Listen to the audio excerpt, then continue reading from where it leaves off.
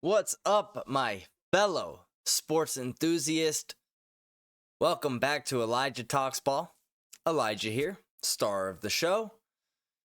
Just finished the Padres and the Dodgers game.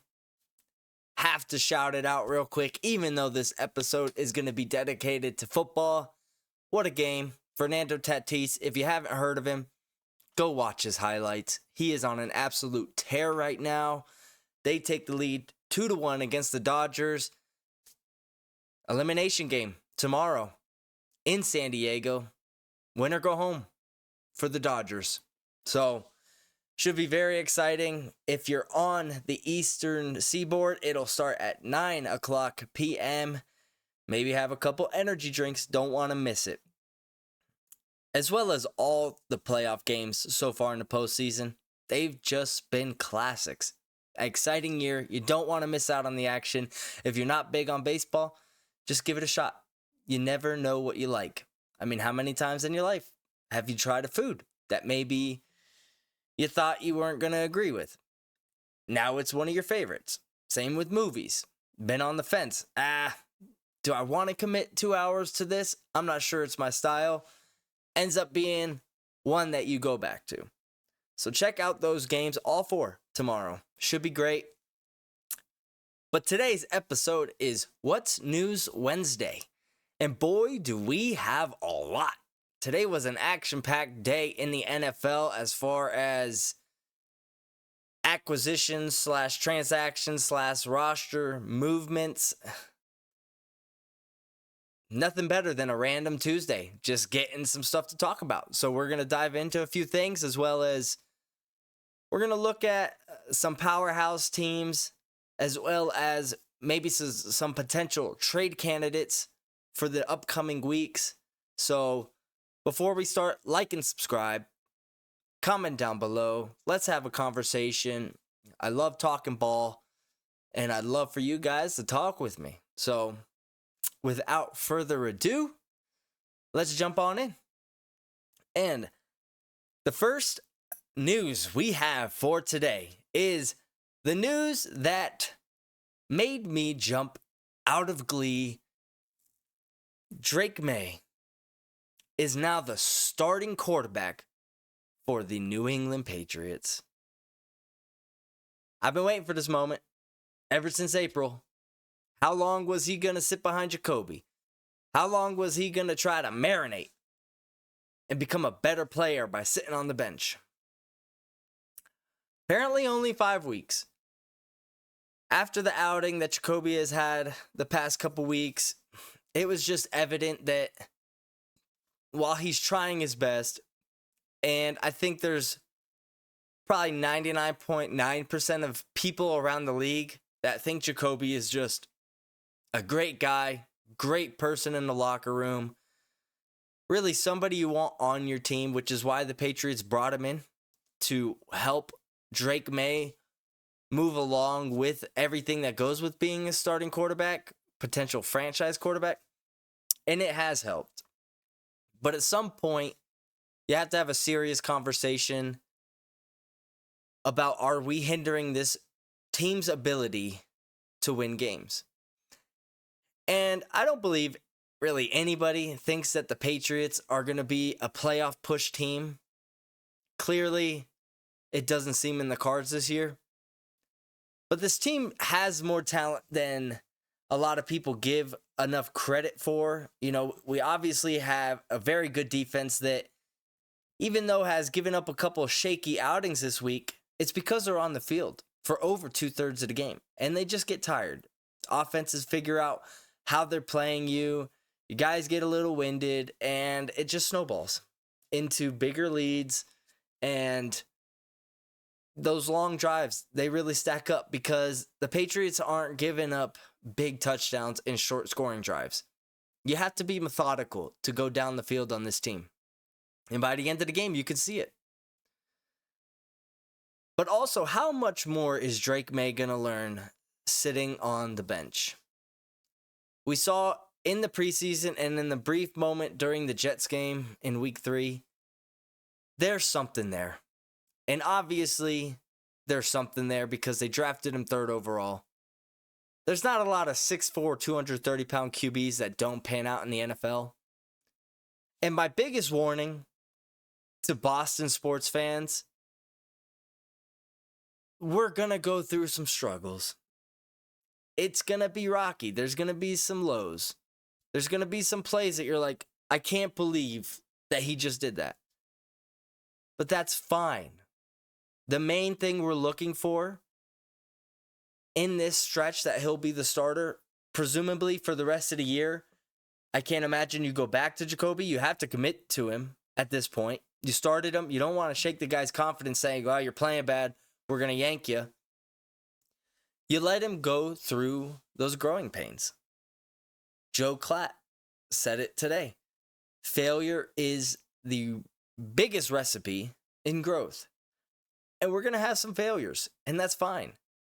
But if you can overlook those failures due to epic success on certain plays, Drake Maye obviously is a very strong thrower over the middle, can hit those off-schedule plays, which we've just been lacking because our offensive line, we're starting to put some pieces together. There's more time.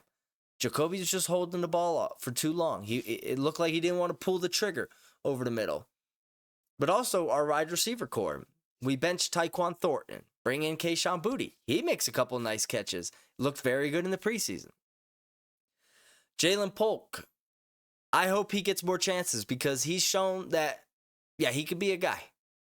Maybe not Justin Jefferson, Jamar Chase kind of guy, but definitely a solid player that you can rely on when throwing the ball to. Obviously, Pop Douglas there, who Jacoby said that he doesn't feel comfortable throwing to Pop Douglas. He's shorter, 5'8", 5'9". But Drake Maye's best receiver in college was Josh Downs, similar size. So he's obviously comfortable with throwing to that stature of a wide receiver. I think you're going to really start to see this Patriots offense open up.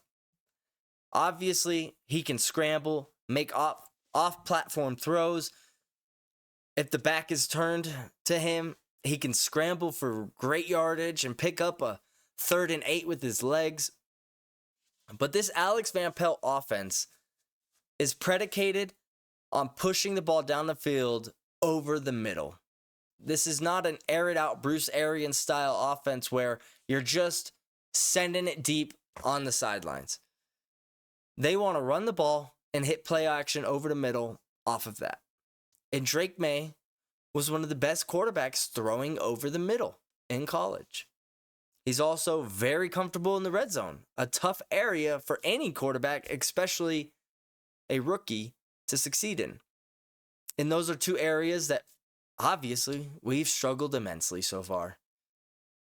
Every yard that it feels like we get through the air is either to Hunter Henry or on a swing pass to one of our running backs. There's no juice over the middle. And this week, I think that's going to change. Everybody said, do you start him against the Texans?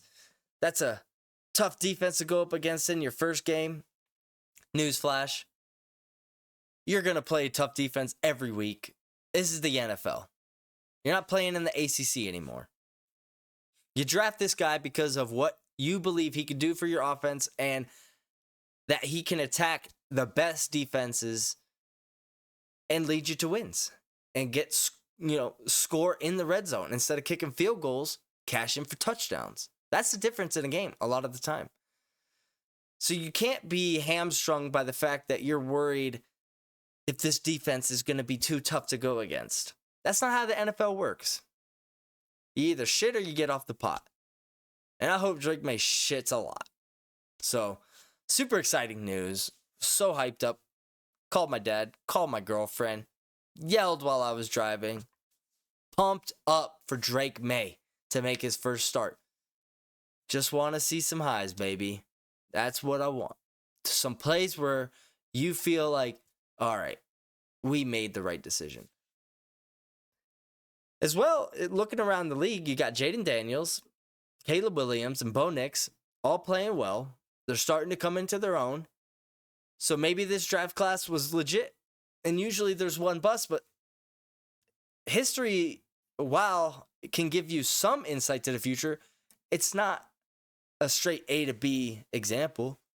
All 6 of these quarterbacks can just hit. It's a strong QB class. So excited to see how this goes down. Haven't been this excited for a Patriots game probably since Tom Brady, to be honest. So this is a breath of fresh air. Looking forward to it, as well as we're going up against the Texans. What a great measuring stick. So this is one of those games where, is the Texans defense really licking their chops that they're facing Drake Maye instead of Jacoby Brissett? Sometimes you get excited. Rookie QB. We're going to roast him. But you knew what you had in Jacoby, and you knew it wasn't potent. And this defense likes to attack. Can Alex Van Pelt scheme up plays to attack the defense's attacking? Can we hit them while they're about to strike? All the knockouts in the UFC, maybe not all of them, a lot of them, you see the guy about to wind up, somebody sticks a straight punch right to the jaw before they get there, TKO. Can we do that? Look for Pop Douglas to have his best game of the season, and the field will get stretched. Drake Maye will throw the ball deep a couple times. Hopefully not ill-fitted. I trust this guy's decision-making. He seems like he's got it. Another thing to look out for, how poised is he in the pocket? And in the preseason, he looks calm. He looked prepared. He looked confident. So those two things, are there the highs that oversee the lows? And how does he look in the pocket? Even if he doesn't perform well, does he look like he fits on an NFL team? Excited to see that game. Next up, the second biggest news in my world, but probably the biggest news in the NFL world today. The Jets fire Robert Saleh. Moment of silence for the Jets season, because it's over. I put out a short today talking about this is just a classic Jets move, and it is. It clearly seems that when they brought in Aaron Rodgers to be their starting quarterback, that they cared more about what he wanted instead of what the head coach wanted. I don't want to speculate and say Aaron got him fired, but it certainly seems more than likely that he had some influence in it. The bizarre part about this to me, and not to say that Robert Saleh is a great coach, he's 20-36 over his time with the Jets. Obviously, the numbers do a lot of the talking. But let's not forget, this Jets team was in a lot of games over the course of the last 3 years with Zach Wilson and Mike White and Tim Boyle as their starting quarterbacks. That defense played very well. And yes, they have Sauce Gardner, Quincy Williams. But it's not like this defense is stacked like the Niners a few years ago where you have all pros on every level. Robert Saleh had this defense ready to go every week. And a lot of the time, they were playing from a trailing position. And this defense is very much set up to play from the lead because their pass defense is one of the best in the league. But he had them in it regardless of the score. And this year, that's the only thing going for you guys right now. Your offense is averaging the same amount of points per game through this point last year as you were last year with Zach Wilson as your starting QB. So I guess point the finger at Robert Saleh, but the defense is not the problem. It's Aaron Rodgers. He looks aged, weathered, and he's turned into this conspiracy theorist narcissist. And I like Aaron, but over the past couple years, this guy seems more concerned about what he wants instead of what's best for the team. The bizarre fact in this whole situation is that we're only in week 6. The Jets haven't looked dysfunctional or out of it in any game. And you're 2-3. It's not like you're 0-5 or 1-4. You play the Jets on Monday night, and if you win, you're in first place in the division. So to fire your head coach in a situation like this, where he seems to be the only reason you guys are actually competitive, just seems like an all-time Jets move. Dysfunctional organizations are always just going to make dysfunctional moves. The Raiders. They don't know what the hell is going on. Davante doesn't want to play there. They can't figure out their quarterback situation. They constantly make big trades and big coaching hires just to move on for them a year and a half later. The Browns, while Kevin Stefanski has done a great job in Cleveland, the owner steps in and says, we're going to give $230 million to a quarterback who hasn't played in a year and has an over-infatuation with massages. Dysfunctional organizations. They've been here from the start, and they'll be here till the end. It starts at the top, and it trickles down. Part of this dysfunctionality with the Jets, and then we can piggyback on it with the Raiders, and why I think it's affecting Aaron and Davante so much, is look where they came from. They came from the Green Bay Packers. And there's no arguing that the Green Bay Packers are up there with the Steelers, the Ravens, the Patriots, as some of the best the best run teams in all of sports across all major American sports teams. The Green Bay Packers, they just know what they're doing. They make tough moves that at the time you may scratch your head, but they pan out 9 times out of 10. You've only had 3 quarterbacks over the past 30 plus years. My entire life, you've had 3 good 2 Hall of Famers, and then we'll see what Jordan Love turns into, but he certainly seems like he's going to be an all-pro player. You move on from Davante Adams, which at the time, who are you going to throw the ball to? But that has aged well because of your drafting of Christian Watson, Jaden Reed, Romeo Doubs, Luke Musgrove, and Tucker Kraft. Now you send some money, you bring in Josh Jacobs, beef up that running game. This team is so well run, and now Davante and Aaron, they go to 2 organizations that they don't have a fucking idea of what winning football looks like. And I think they've been spoiled. They say the grass is greener on the other side. But I got news for you guys. The grass is green wherever you water it. So if you're committed to figuring out your relationship problems, or your business struggles, or your diet plan, well, guess what? You have that control in changing the situation. If your heart's not in it, guess what? You're going to think it's better somewhere else. But sometimes it's just best to buckle down and work through the tough things. And we can clearly see the Packers are not losing any sleep at night with the moves they made over the past couple years. This team is young, exciting, and a serious Super Bowl contender. And you got to think, did they dodge a bullet? More so on Aaron's case. Davante obviously would still be great. But I'm sure there's a bunch of fist pumps going on in that GM office after all this stuff has transpired over the past 2 years.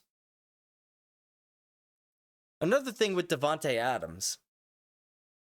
Do you want to go to the Jets? There's no idea of what the future looks like in this organization. Aaron has looked like a shell of himself. And it doesn't look like you guys are going to make the playoffs. Well, that's clearly what Davante wants. Or maybe he just wants targets, and he'd get those in New York. Garrett Wilson was targeted 22 times. 13 catches for 101 yards. Great job, Garrett Wilson. Not so great, Aaron Rodgers. Brought in Alan Lazard for some effed up reason. Dude couldn't catch a cold. even if he walked outside in the winter with bare feet and started licking doorknobs. If the Jets offer you, talking in the Raiders' perspective now, a second-round pick or a second and a third, maybe Devontae and a third for your first, anything of that type of currency, a second-round pick, you take that in a heartbeat. Devontae ain't going to be here, and he doesn't make sense to your long-term plans. The Jets would just, at that point, mortgage their future, which they're going to need these picks because even if Aaron does play well, he's not going to be around for a very long time. He's 40 years old. Take it. Stack up your team. You're obviously in rebuild mode. Nobody looks at you as a contender. And if you're Devontae, the only way I go to the Jets, I sign a contract negotiation that says I'm a free agent at the end of the year. Get your stats up and go sign a 3-year deal somewhere else.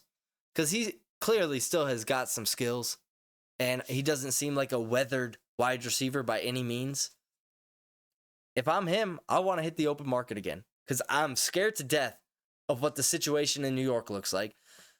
Derek Carr is now injured, and we saw how it played out last time when Devontae went and played with Derek Carr.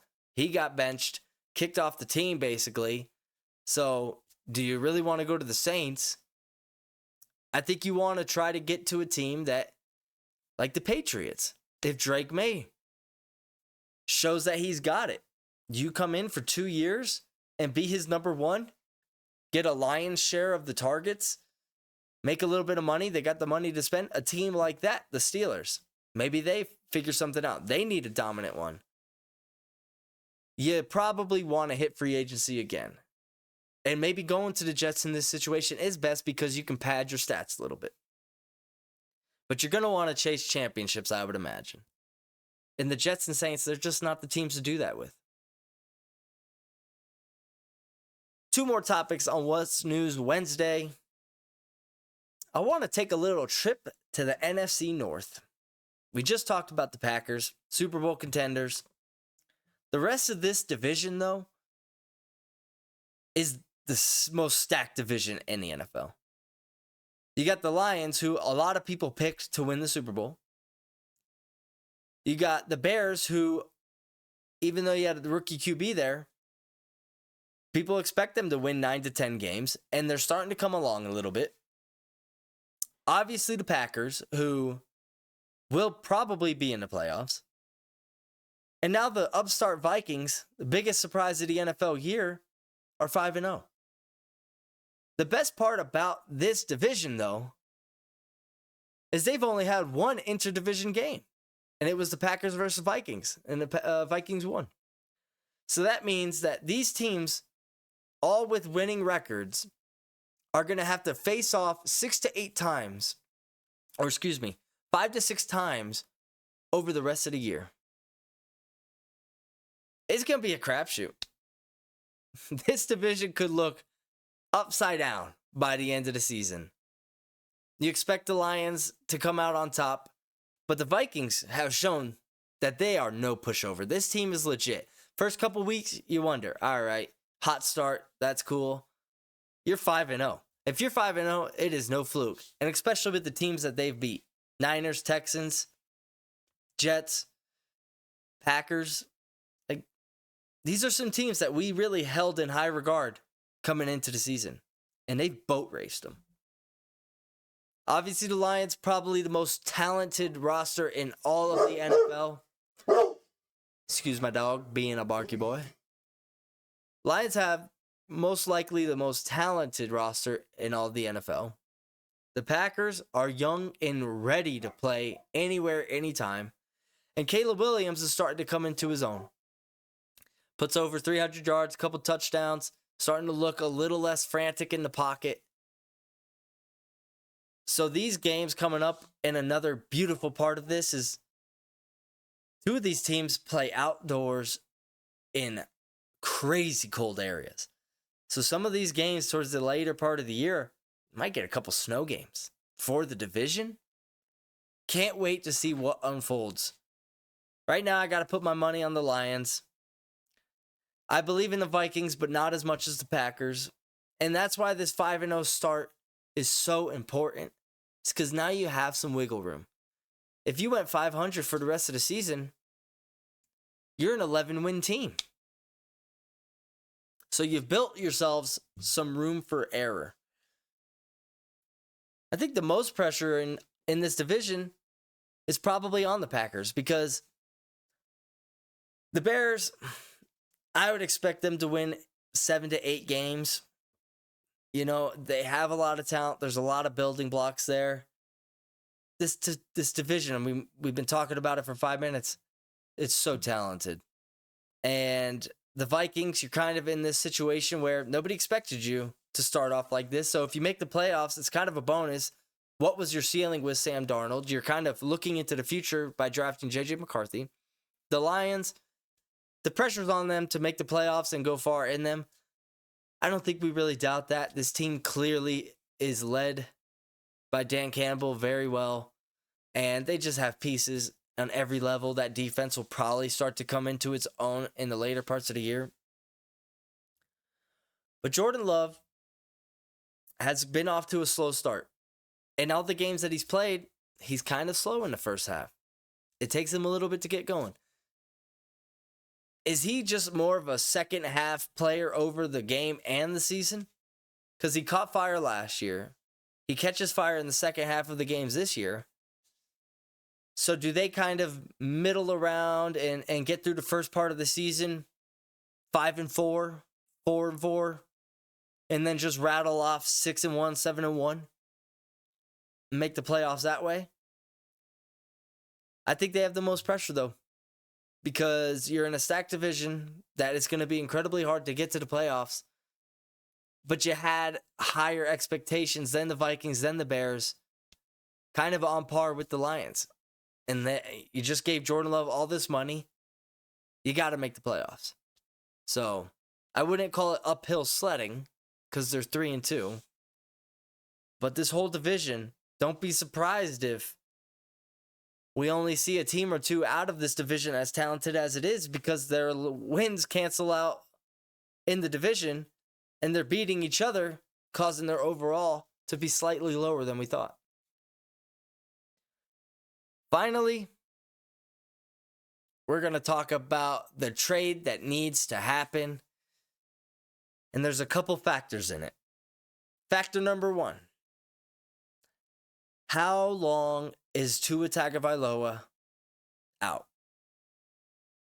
Because if he's out for the next 5 to 6 weeks, you 1,000% need to trade for Joe Flacco.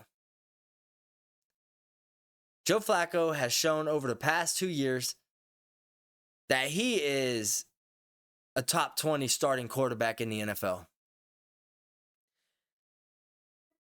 If the Dolphins, with no insurance plan of Tua, have been starting Skylar Thompson and Tyler Huntley, have any hope to make the playoffs, and Tua's going to miss some time, you got to execute this trade. Bring Joe Flacco in. He's got a big arm, can still sling it, loves to sit in the pocket and throw it. That's his game. He doesn't have a mobile factor. Although we did see him scramble for about 20 yards. He was moving. Need to bring him in to stretch that field, because the combination of Joe Flacco with Jalen Waddle and Tyreek Hill gets me going. And this comes from a Pats fan. I don't want to see the Dolphins succeed. But it seems like a match made in heaven. He has no trouble slinging the pill. Sometimes you see with backup quarterbacks or younger guys, even starting quarterbacks, they get a little bit timid to stick their foot in the ground and drill the ball over the middle. Well, Joe Flacco's been doing this for 20 years. There ain't nothing he hasn't seen. Now you pair him with an offensive guru, Mike McDaniels, the pieces on that team that are really starting to come together. Their offensive line, last week, even though they played the Patriots have a pretty good defensive line. And Tyler Huntley had a lot of time. Couldn't do anything with it, though. You probably get him for a 5th. I can't imagine anything higher. He's not your long-term option. He's not the Colts' long-term option. You got to hit it. Sometimes you got to swing big. There's situations in life where, and in sports, yeah, the right thing is to let the ball travel, slap a single into opposite field. And then there's times to fucking spray your gloves with some pine tar, grip the bat, and swing as hard as you possibly can to try to hit a home run. The Dolphins are in that stage right now. Tua seems like he's going to come back. The question is timeline. If it's anything more than a month, still, that's 4 games you could bring Joe Flacco in. You'll probably go 3-1. And now your season, you're looking at it, you're 5-4. And you have a legit shot with the Jets being in shambles. The Patriots, we'll have to see with Drake Maye, but they're not being taken seriously as a contender.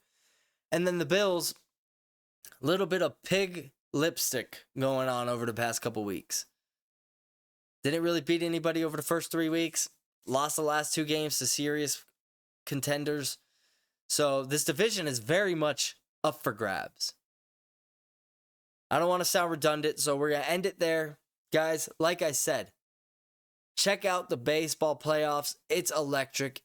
The stadiums are rocking. The teams, everything about playoff baseball is what you want in sports. Hope you guys enjoy your week. Like and subscribe. Enjoy the Thursday night game. And stay safe. Peace out.